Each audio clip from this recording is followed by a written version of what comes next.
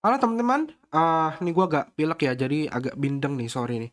Ya, jadi video kali ini gue akan bahas soal blockchain layer 2, namanya adalah Kinto ya. Ini nama-nama Jepang gitu ya, unik banget. Dan layer 2 ini unik dan berbeda dengan blockchain-blockchain lain ya. Dan ini garapannya saat ini masih free ya, gratis ya. Jadi kita bisa dapat yang namanya itu Eigen Credit ya secara free gitu loh. Nah, sebelum bahas garapannya, gue akan jelasin dulu sebenarnya Kinto ini tuh project apa. Jadi kalau lihat teman-teman dari websitenya pun langsung muncul the safest layer 2 for finance is arriving gitu ya. Jadi Kinto ini itu adalah layer 2 blockchain, dia base-nya itu menggunakan teknologi dari Arbitrum ya, di mana tujuan dari blockchain Kinto ini fokusnya ke bidang keamanan dalam penggunaan produk-produk financial services dari sehari-harinya gitu ya.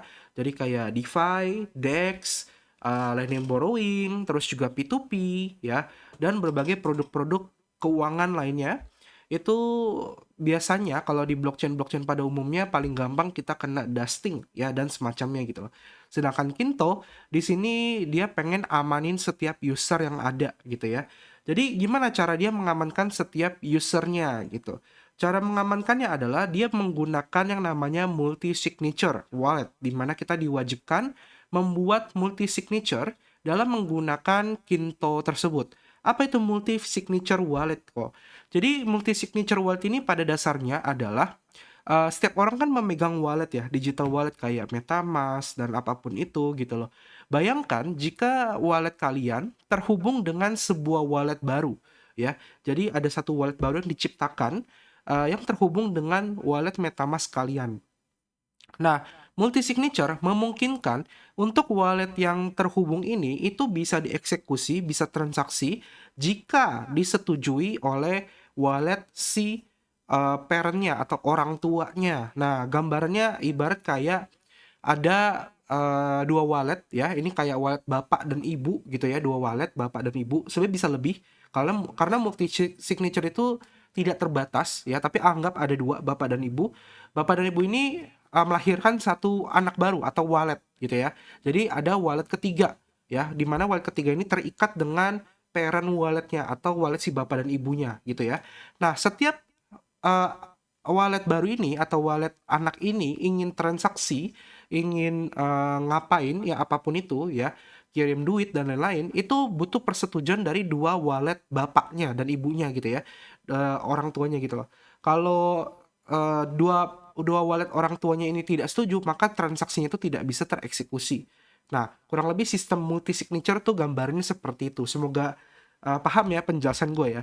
Nah, jadi Kinto ini mewajibkan kita membuat si anak wallet ini atau wallet baru ini menggunakan wallet yang sudah kita punya kayak gitu. Kita bisa punya dua wallet dan lalu dua wallet ini menciptakan satu wallet baru atau lebih gitu ya. Nah, itu sebutnya multi signature wallet.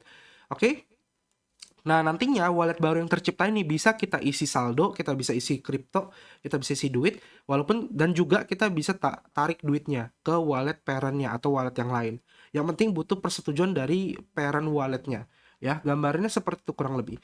Nah, untuk roadmap-nya, di fase pertama, dia dari 27 November, dia itu lakuin namanya KYC. Jadi kita ketika masuk pakai platform Agen, kita diwajibkan KYC. Apa itu KYC? KYC itu adalah know your customer atau bahasa Indonesia ketahuilah siapa customermu. Nah, KYC ini itu bahasa umum yang sering digunakan dalam dunia perbankan atau dunia finance. Kayak kita misalnya pengen buka rekening di bank, kita wajib foto KTP atau dan juga kita wajib foto diri. Biasanya kalau kalian datang ke teller bikin bikin rekening ya, kalian kan pasti difoto ya. Silakan Pak difoto dulu ya gitu loh. Nah, itu namanya KYC. Jadi dia butuh data diri berupa KTP dan foto diri kita. Kenapa KYC penting? Kan blockchain kok, kan desentral. Kenapa kita butuh KYC? Nah, KYC ini untuk supaya biar orang tidak bisa terus-terusan bikin wallet. Ya, teman-teman kan tahu ya, wallet itu semua orang bisa bikin, semua orang bisa ciptain. Nah, kenapa dia butuh KYC? Supaya orang itu tidak bisa bikin wallet terus-terusan. Tujuannya biar apa? Biar tidak ada yang namanya hacking dan cuci duit. Ya, jadi kalau orang-orang jahat itu pasti kan bikin walletnya terus-terusan. Sedangkan orang kayak kita nih harusnya tidak gitu misalnya gitu ya. Nah, makanya kenapa butuh KYC. Nah, tapi tenang, KYC-nya ini tidak bisa dilihat oleh tim dari Kinto. Jadi tim Kinto pun tidak bisa melihat foto KTP kita. Gitu. Kenapa? Karena KYC ini nanti ketika kita upload itu akan dienkripsi, dijadikan sebuah SBT ya, soulbound token dan disimpan di blockchain. Jadi semua orang tidak bisa melihat isi dari KTP kita. Tapi KTP tersebut bisa divalidasi secara otomatis oleh teknologi dari blockchain-nya Kinto. Ya, jadi penjelasannya seperti itu. Intinya aman gitu ya. Nah, terus dia ada fase kedua, ini the setup, di mana ketika kita sudah KYC, teman-teman harus bikin non-custodial smart contract wallet atau multi-signature wallet tadi yang gua jelaskan ya, dari 2 wallet jadi 1 wallet baru. Nah, terus fase ketiga, the rescue, ini Februari tanggal 7 ya. Di sini Kinto memberikan reward untuk user yang terkena eksploitasi DeFi ya dalam kurun waktu 2 tahun terakhir. Nah, ini ya skip aja lah ya. Gua harapkan teman-teman nggak pernah kena eksploitasi gitu loh ya. Nah, terus yang keempat adalah fase terakhir, the commitment. User nantinya bisa melakukan commit sejumlah dana untuk memastikan alokasi dan menerima benefit serta reward. Jadi sekarang dia masih fase 3 sejak video ini dibuat. Jadi belum ada modal, tapi memang kemungkinan di fase keempat itu butuh modal. Cuma kita belum tahu berapa. Tapi nggak ada salahnya kita ngegarap karena sampai fase 3 pun teman-teman tetap dapat reward kayak gitu. Nah, rewardnya apa? Rewardnya adalah Eigen Credit namanya. Di mana Eigen Credit ini punya rumus fase 1 ditambah fase 2 ditambah fase 3 ya. Jadi kalau kalian udah kumpulin ketiga fase itu nanti dapat Eigen Creditnya terus dikalikan dengan fase keempat. Nah, maksimal satu akun, satu wallet itu punya 2.500 kredit ya. Itu maksimalnya. Jadi kalau kalian ikutin video ini ngegarap sampai fase 3 pun kalian sudah dapat reward gitu ya. Dan ketika nanti fase 4 kalau kalian pengen ikutan commit ya kalian akan dapat lebih banyak lagi karena dikali lipat gitu ya. Nah, terus fungsi Eigen Credit bisa dipakai untuk apa aja? Yang pertama untuk partisipasi dalam Kinto governance. Terus yang kedua untuk mengurangi biaya dan diskon menggunakan produk Kinto. Terus yang ketiga adalah mendapatkan prioritas akses untuk produk-produk yang di-launching oleh Kinto. Dan yang keempat untuk cover gas cost dalam seluruh transaksi di Kinto Network. Jadi kurang lebih kredit Eigen ini udah kayak koin blockchain sebenarnya ya. Tapi di sini dia ada disclaimer ya bahwa di awal dia bilang Eigen Credit ini tidak bisa ditukarkan ke fiat ataupun token dan Eigen Credit tidak dapat dijual di exchange. Jadi spekulasi gua adalah Eigen Credit ini adalah sebagai alat untuk mendapatkan Eigen koin ya. Jadi bukan token tapi Eigen coin. Jadi nantinya entah itu dikonversi atau digunakan gimana caranya bisa dapat Kinto coin gitu ya. Nah, kenapa gue bisa bilang Kinto coin? Karena di sini di white papernya ya ini sudah ditulis terkait masalah alokasi tokennya gitu loh. Jadi di sini teman-teman bisa lihat ada Kinto token gitu ya. Jadi Kinto token ini adalah sebuah token fungsinya adalah untuk governance dan utility token dalam Kinto Network ya di mana bisa digunakan oleh user maupun para developer. 60% Kinto token akan masuk ke komunitas ya untuk hadiah developer, investor, financial institution dan seluruh aktivitas yang dilakukan di jaringan Kinto gitu ya. Nah, terus kita juga bisa lihat di sini token distribusinya ada 10 juta Kinto ya, ini termasuk dikit juga ya 10 million ya yang akan dimint ketika TGE ya dan 2% itu akan inflasi. Jadi setiap tahunnya dia akan nambah supply-nya sebesar 2%. Dan maksimal supply dari Kinto adalah 15 juta.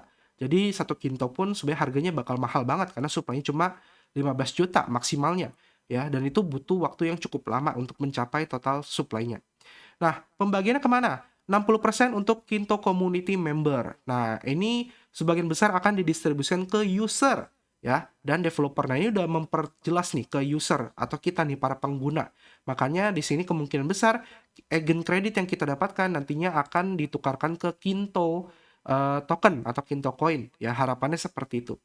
25% masuk ke pre-seed dan seed investor dan advisor 3 tahun vesting dan 15% tim member untuk 3 tahun vesting.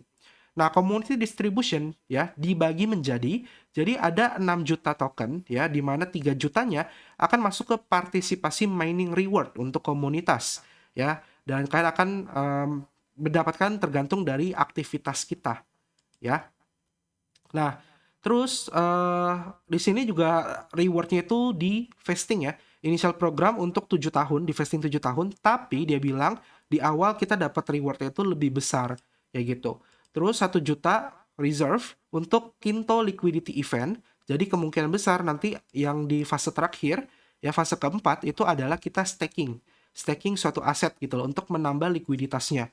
Nah, itu kita akan dapat Kinto. Terus 2 juta network treasury. Ya, ini untuk inisiatif dan bayar kontributor.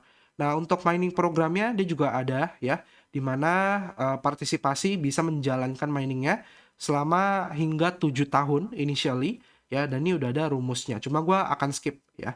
Untuk token utility-nya di sini kita bisa baca dia ada CSR, Conduct Secure Revenue 10%, itu fee akan dibayarkan untuk smart contract developer.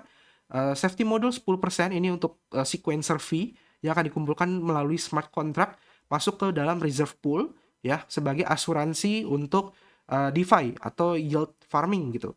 80% masuk ke treasury ya, untuk meningkatkan control value dan likuiditas dari Kinto Layer 2 gitu ya. Jadi kurang lebih itu teman-teman, utilitas dan token-token dari Kinto. Jadi untuk garapannya pun sekarang masih mudah ya. Jadi garapannya itu nanti gue akan kasih linknya di deskripsi video ya. Entah itu gue tulis website atau start di sini atau apa gitu. Kalian klik aja ya, kalian klik nanti akan muncul tampilan seperti ini, Kinto ya. Nah, kalian klik bagian join Engen gitu. Kalian klik aja join Engennya. Nah, di sini kan bisa lihat ini kalian harus buru-buru daftar untuk join fase ketiganya, karena fase ketiga ini akan tutup dalam waktu 3 hari 4 jam 15 menit lagi sejak video ini dibuat. Gue kemungkinan akan upload video ini di tanggal 15 jam 7 malam gitu ya. Jadi akan kelewat beberapa jam. Jadi kalian nonton video ini yang early, mendingan buru-buru daftar gitu ya. Nah, kalian klik aja get start di sini. Terus di sini dia akan minta oh ya, ini nggak bisa di smartphone ya. Ini kan harus pakai komputer gitu loh. Nah, saran gue pakai komputer pribadi ya. Bantet-bantet kalau nggak punya komputer pribadi, kalian pakai komputer kantor yang memang kalian jangka panjang masih pakai supaya nanti bisa pindah account gitu ya. Dan saran gue kalian beli laptop deh gitu ya untuk ngegarap airdrop. Gue sering banget baca komentar tidak punya laptop ya. Kalau kalian misal punya duit lebih, kalian kerja dulu nabung dari duit kantor. Kalian beli laptop itu yang murah aja, yang 5 juta, 4 juta, 7 juta tuh udah cukup banget gitu ya. Yang penting kan bisa ngegarap berbagai airdrop atau testnet yang gua share gitu. Ya, jadi saran gua pakai laptop atau komputer kalian beli deh gitu ya teman-teman ya.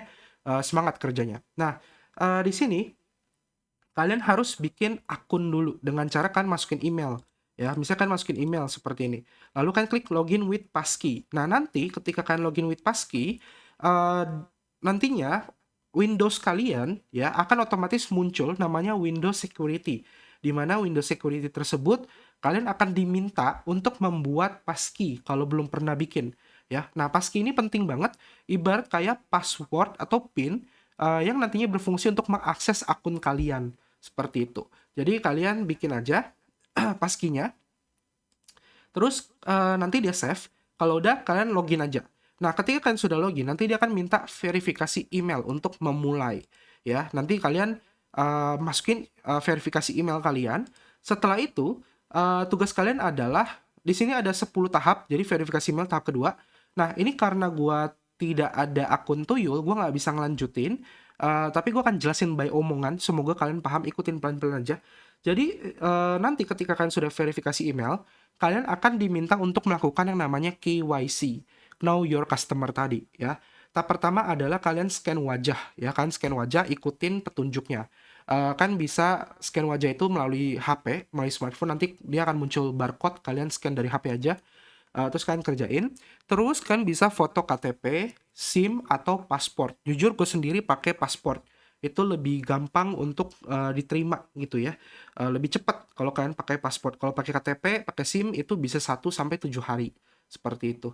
Nanti ketika kalian sudah KYC, tahap selanjutnya adalah kalian nantinya akan diminta Untuk bikin multi signature wallet. Nah, tadi kan gue udah jelasin ya, 2 wallet bikin satu wallet baru gitu loh. Nah, di situ nantinya ada banyak pilihan. Kalian bisa pakai 2 wallet bikin satu wallet baru atau pakai satu wallet buat bikin satu wallet baru atau pakai 3 wallet atau 4 wallet. Nah, biar gampang kalian bisa pilih yang 2 wallet aja. 2 wallet bikin satu wallet baru gitu loh. Kalian bikin pakai 2 wallet kalian jadi satu wallet. Nanti otomatis kalian akan membuat satu wallet baru tadi, gitu ya, kurang lebih. Nah, kalau udah jadi multi signature walletnya selanjutnya apa? Nah, selanjutnya nanti dia itu ada minta kalian untuk bikin atau ngeminting sebuah NFT ya. NFT-nya gratis. Dengan cara apa? Dengan cara kalian harus ngeklaim faucet dulu. Nah, faucetnya juga gratis, yaitu Kinto ETH gitu ya. Itu gratis, nanti ada tombolnya, kalian klik aja. Terus kalian klaim gitu ya. Klaim faucetnya. Nah, kalau kalian udah klaim faucetnya, terus kalian tinggal mint NFT-nya. Nanti NFT-nya random gitu loh. Dan kalau udah berhasil random, nanti dia akan muncul tulisan Eigen Credit or Not. Nanti kan akan muncul kira-kira kalian dapat berapa Eigen Creditnya. Kayak gitu.